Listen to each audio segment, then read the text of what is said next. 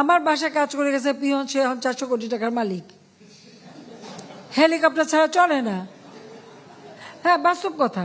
এখন যে সব জায়গায় দুর্নীতি সব দুর্নীতি ধরতে পারবেন। আর ওখানে কোন ড্রাইভার কত টাকা বানালো, কে কি টাকা বানালো, এখন ড্রাইভার লেভেলে যদি করে সেটা খোঁজ করে বের করে আজকে ধরছি বলেই জানতে পারছেন। এতকাল তো জানতে পারেননি, এতকাল তো জানতে পারেননি। আমার বাসায় কাজ করে গেছে পিয়ন, সে এখন 400 কোটি টাকার মালিক। হেলিকপ্টার ছাড়া চলে না।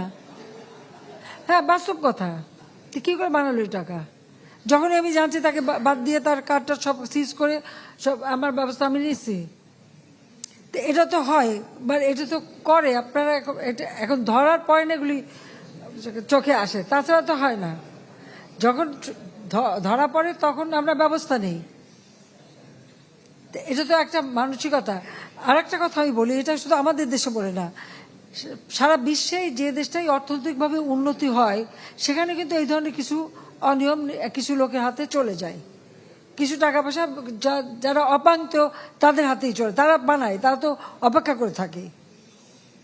এটা যুগ যুগ ধরে এভাবেই চলে আসছে। হ্যাঁ, এর বিরুদ্ধে ব্যবস্থা নিলে হয়তো সেটা কিছুটা নিয়ন্ত্রণ করা যেতে পারে।